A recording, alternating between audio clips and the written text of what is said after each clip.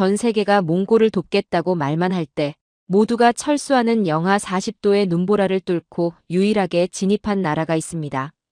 바로 대한민국입니다. 도로가 없으면 길을 만들고 전기가 끊기면 맨손으로 발전기를 돌리는 한국의 불굴의 의지. 몽골 젊은이들 사이에서 미국 트럭은 멈춰도 한국 트럭은 온다는 말이 전설처럼 퍼진 이유가 무엇일까요? 단순한 편의점 사업을 넘어서 한 나라의 물류와 생활 방식을 송두리째 바꿔놓은 기적 같은 이야기. 평생을 전쟁터에서 보낸 65세 베테랑 기자가 내 평생 이런 독종들은 처음 본다며 혀를 내두르고 끝내 눈물 흘린 감동적인 사연을 지금 전해드립니다. 잠깐 좋아요와 구독 눌러주시면 정말 감사하겠습니다. 저는 제임스 워커입니다. 뉴욕타임스에서 40년을 구르며 국제부 기자로 일했습니다.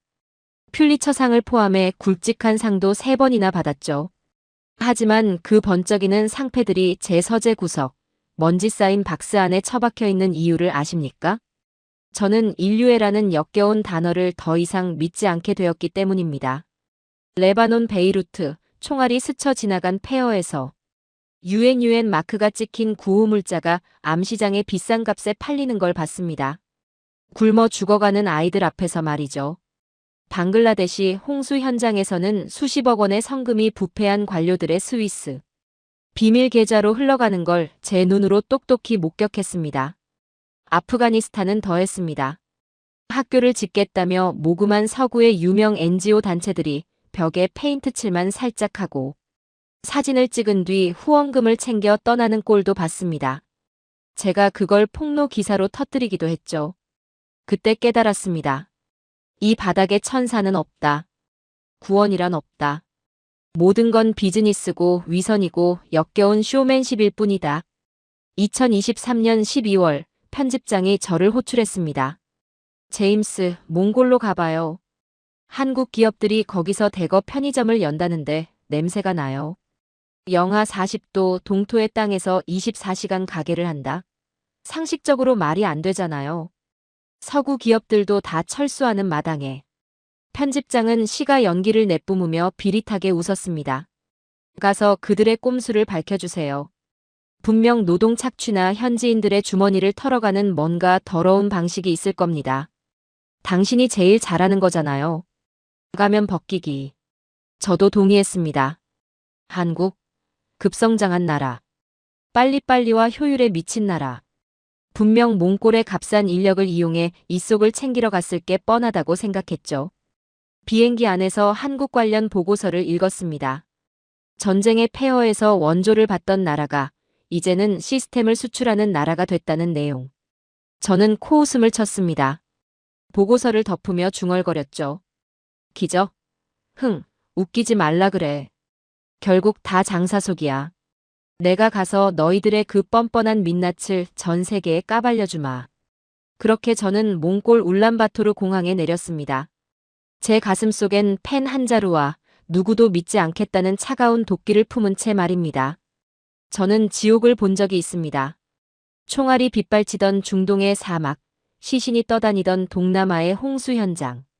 시리아 알레포 폭격 현장에서 다리가 뜯겨나간 곰 인형을 주었을 때 저는 신을 저주했습니다. 이게 사람이 만든 지옥이구나. 하지만 몽골의 겨울은 달랐습니다.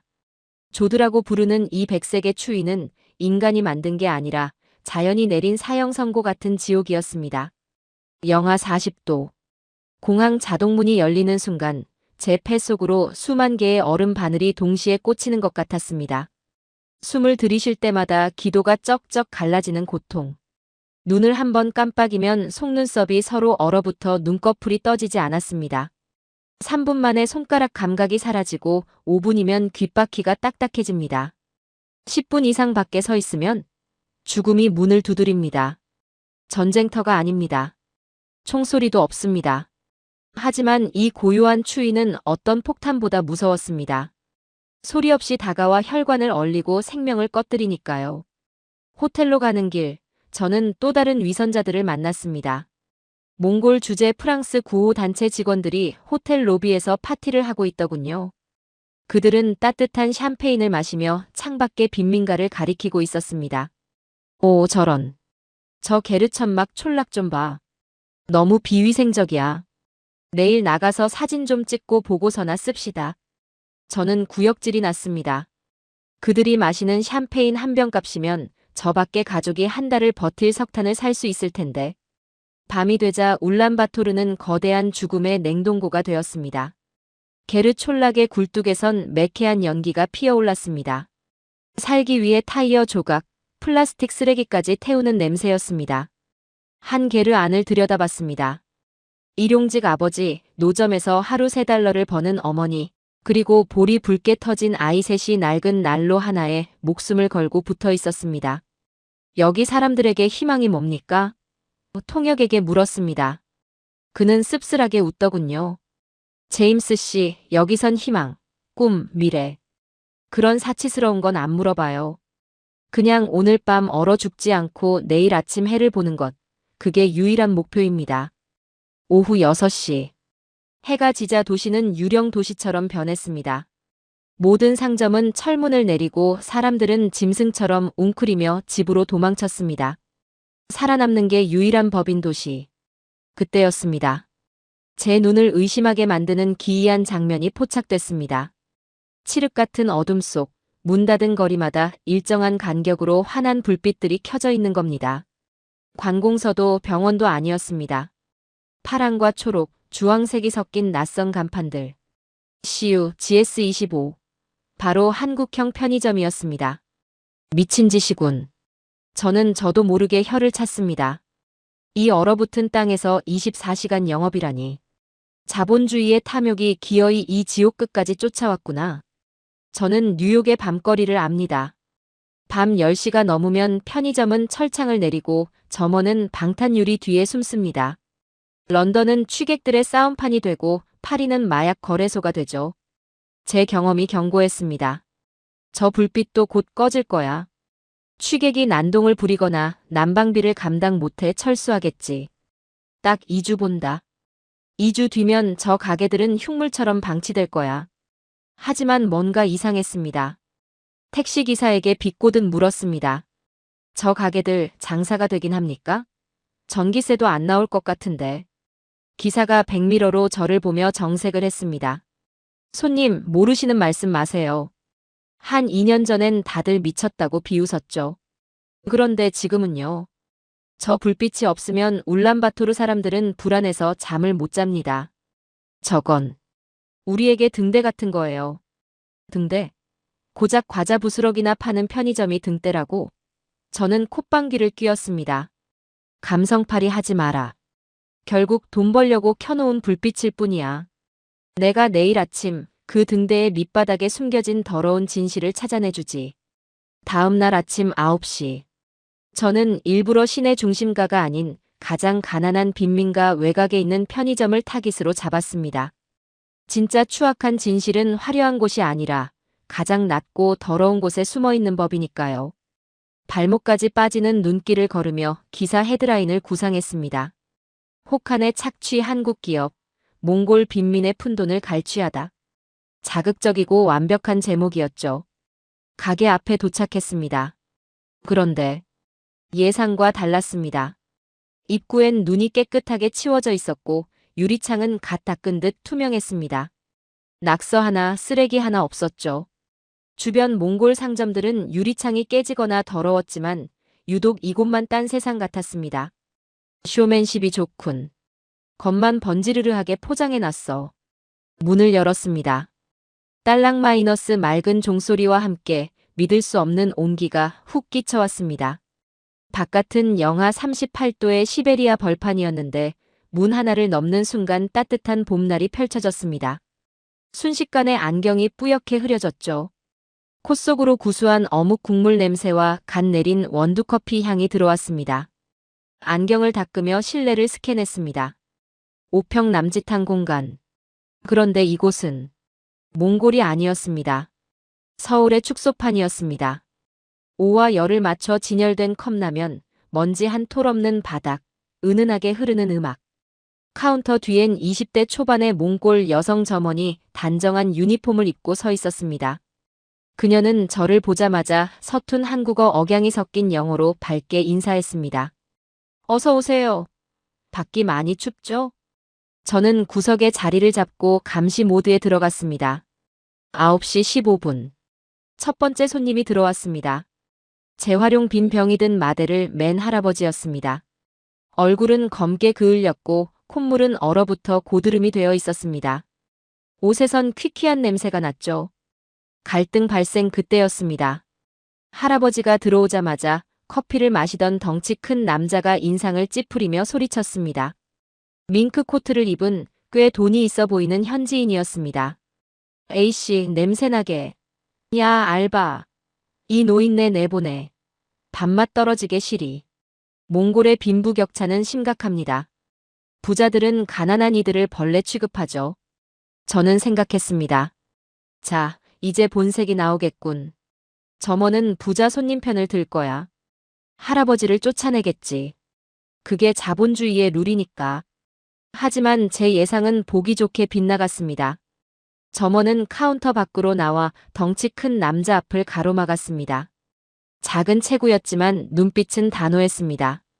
손님, 죄송하지만 목소리 낮춰주세요. 이 할아버지도 우리 가게 손님입니다. 남자가 어이없다는 듯 코웃음을 쳤습니다. 뭐, 내가 여기서 쓰는 돈이 얼만 줄 알아? 저런 거지랑 나를 동급 취급해? 점원은 물러서지 않았습니다. 오히려 더 또렷한 목소리로 말했습니다. 한국 매니저님이 가르쳐 주셨습니다. 우리 편의점 문을 열고 들어오는 순간 사장님이건 노숙자분이건 다 똑같은 귀한 손님이라고요. 나가셔야 한다면 소란 피우는 손님이 나가주세요. 남자는 얼굴이 불그락푸르락해지더니 욕설을 내뱉으며 밖으로 나갔습니다. 저는 멍하니 그 장면을 바라봤습니다. 고작 알바생이 부자 손님을 쫓아내고 돈 안 되는 노인을 지켰다고. 점원은 곧바로 할아버지에게 다가가 90도로 허리를 숙였습니다. 놀라셨죠? 죄송해요, 할아버지. 손이 왜 이렇게 차요? 그녀는 할아버지의 언손을 자신의 두 손으로 감싸 쥐었습니다. 그러고는 할아버지가 200원짜리 우유 하나를 사자 몰래 핫팩 2개를 주머니에 찔러 넣어드렸습니다. 이건 제 선물이에요. 꼭 쥐고 다니세요. 할아버지는 굽은 등을 더 숙이며 눈물을 글썽였습니다. 이건 매뉴얼이 아니야. 매뉴얼은 미소를 지으라고 가르치지 진상 고객과 싸우라고 가르치진 않습니다. 저 점원의 용기는 어디서 나온 걸까요? 9시 47분. 이번엔 남루한 차림의 20대 청년이 들어왔습니다. 동상으로 벌겋게 튼 얼굴, 휑한 눈동자. 딱 봐도 며칠 굶은 것 같았습니다. 청년은 컵라면 진열대 앞에서 한참을 서성였습니다. 가장 싼 라면을 들었다 놨다 하며 주머니 속 동전을 세고 있었죠. 저거 훔치겠군. 저는 그렇게 생각했습니다. 배고픔 앞엔 장사 없으니까요. 그때 점원이 다가갔습니다. 저는 도둑이야. 라고 소리칠 줄 알았습니다. 그런데 점원은 청년의 손에 들린 라면을 받아들더니 능숙하게 포장을 뜯고 뜨거운 물을 부었습니다. 이 라면엔 김치가 있어야 맛있어요. 그녀는 라면과 함께 작은 볶음김치 봉지를 무료로 건넸습니다. 청년이 당황해서 돈이 부족한데 라고 우물쭈물하자 점원은 웃으며 말했습니다. 서비스예요. 오늘 유독 춥잖아요. 저쪽 테이블에서 국물까지 싹 비우고 가세요. 청년은 라면을 먹으며 소리 없이 울고 있었습니다. 김이 모락모락 나는 컵라면 위로 눈물이 뚝뚝 떨어졌습니다. 그는 국물 한 방울도 남기지 않고 비웠습니다. 마치 그 국물이 생명수라도 되는 것처럼. 점원은 그 모습을 흐뭇하게 바라보며 청년이 나갈 때 문까지 열어주었습니다. 내일 또 와요. 내일은 더 따뜻할 거예요. 저는 펜을 쥔 손에 힘이 빠졌습니다. 이건 비즈니스가 아니었습니다. 이건 형제애였습니다. 손님을 돈으로 보는 게 아니라 추위에 떠는 가족으로 보고 있었습니다. 하지만 제 의심병은 지독했습니다. 40년 기자의 자존심이 인정하고 싶지 않았던 거죠. 아니야, 우연일 거야. 아니면 저 점원이 유독 착한 거겠지. 한국 기업이 시킨 건 아닐 거야. 기업은 이익에 미친 집단이잖아. 10시 20분. 점원이 유통기한을 체크하기 시작했습니다.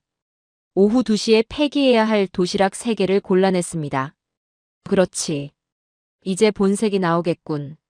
멀쩡한 음식을 쓰레기통에 처박는 자본주의의 낭비. 저는 카메라를 켰습니다.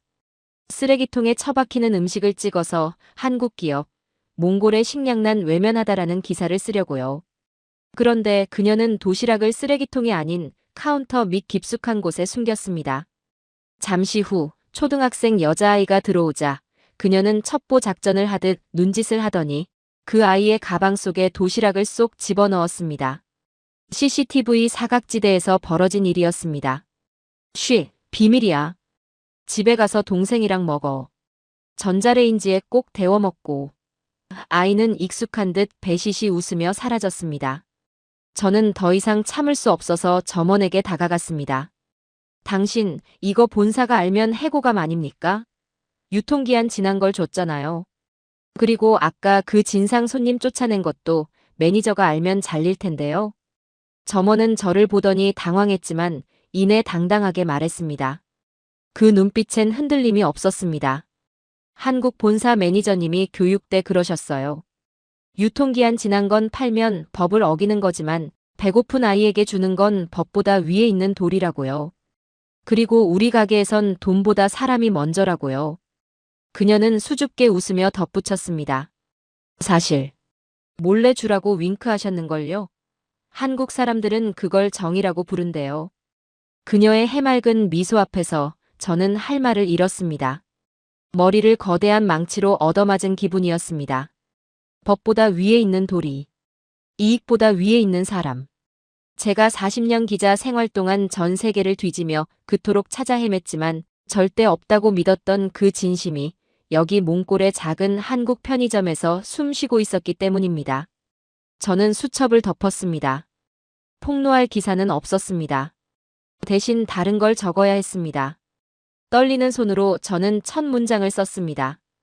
이것은 단순한 가게가 아니다. 이것은 한국인이 심어놓은 따뜻한 기적이다. 다음 날, 저는 이 시스템의 뒤를 추적하기 시작했습니다. 울란바토르는 물류의 무덤입니다. 도로는 비포장이고 겨울이면 트럭 시동이 안 걸리기 일쑤죠. 그런데 이 편의점들에는 매일 아침 신선한 우유와 샌드위치가 들어옵니다. 심지어 한국에서 공수한 어묵이 김을 내뿜으며 진열됩니다. 도대체 어떻게? 저는 물류센터를 찾아갔습니다. 그곳에서 한국인 관리자 박 씨를 만났죠. 그는 지도를 펼쳐놓고 몽골 기사들과 긴박한 회의를 하고 있었습니다. 도로가 얼었으면 돌아갑니다. 늦으면 안 됩니다. 이 빵을 기다리는 아이들이 있습니다. 박 씨의 목소리는 단호했습니다. 그는 단순히 물건을 나르는 게 아니었습니다. 한국의 컴퓨터 기술이 들어간 시스템은 몽골 전역의 물건을 실시간으로 파악하고 있었죠. 트럭 기사들은 한국식 빨리빨리 정신을 책임감으로 받아들이고 있었습니다. 사막을 건너고 눈보라를 뚫고 약속한 시간에 정확히 도착하는 것. 몽골 사람들에게 그것은 놀라운 경험이었습니다. 한국 트럭은 시계보다 정확하다는 말이 입소문처럼 퍼지고 있었습니다. 저는 깨달았습니다. 이것이 단순한 배달이 아니라 몽골의 혈관을 뚫어주는 작업이라는 것을 말입니다. 제 취재가 깊어질 무렵 몽골 주재 서양 원조단체의 파티에 초대받았습니다. 프랑스에서 온 지부장 피에르는 와인잔을 흔들며 비웃듯 말했습니다. 제임스, 한국 편의점 칭찬은 그만하세요. 그건 문화 침략입니다. 몽골의 전통식 생활을 망치고 인스턴트 쓰레기를 파는 것뿐이라고요. 우리는 그들에게 유기농 농사법을 가르칩니다. 그게 진짜 원조죠. 그의 말은 논리적으로 들렸습니다. 하지만 저는 그의 거짓말을 봤습니다. 그들은 따뜻한 호텔에서 회의만 할 뿐 영하 40도 거리로 나가지 않습니다. 그들이 가르친다는 유기농. 당장 굶어 죽는 사람들에겐 그림의 떡입니다. 피에르, 당신들이 보고서를 쓸 때 한국 사람들은 난방이 되는 쉼터를 짓고 있소. 당신들이 주는 건 나중에 당근이지만 한국이 주는 건 지금의 빵이오. 제 반박에 피에르의 얼굴이 일그러졌습니다. 그는 한국 사람들이 몽골인의 주머니를 털어간다고 믿고 있었죠. 하지만 그는 몰랐습니다. 한국 회사가 몽골 대학생들을 직원으로 뽑고 점장 자리를 주고 사장으로 키우고 있다는 사실을. 이것은 착취가 아니라 동업이었습니다. 그날 밤 기록적인 폭설이 울란바토르를 덮쳤습니다. 100년 만의 추위였죠. 전봇대가 쓰러지고 주요 도로가 막혔습니다. 피에르가 자랑하던 원조 단체 사무실은 문을 닫았고 관공서조차 멈췄습니다. 도시는 칠흑 같은 어둠과 공포에 잠겼죠. 호텔방에 갇힌 저는 창밖을 보며 생각했습니다. 이제 그 한국 가게들도 끝이겠군. 하지만 제 예상은 틀렸습니다. 눈보라를 뚫고 희미한 헤드라이트 불빛이 움직이고 있었습니다. 한국 물류 트럭이었죠.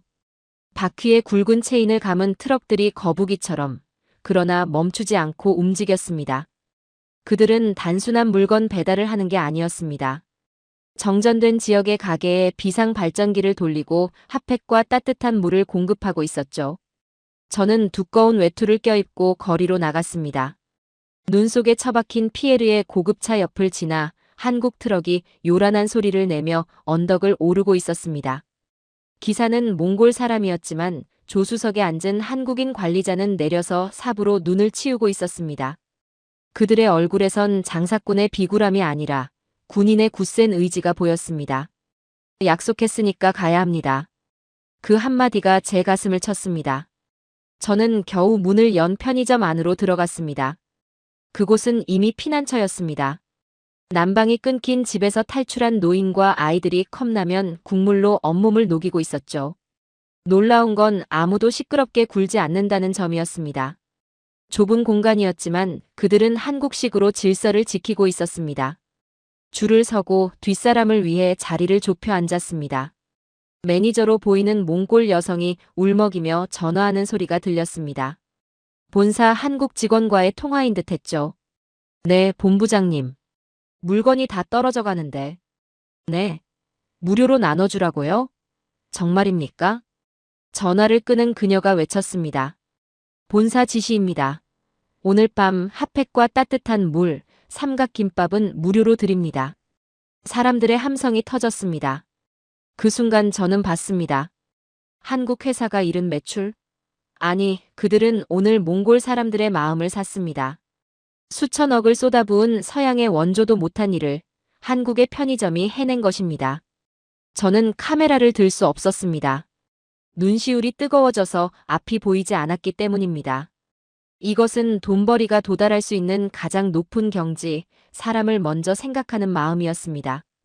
폭설이 그치고 도시가 다시 움직이기 시작했을 때 저는 다시 그 첫 번째 편의점을 찾았습니다.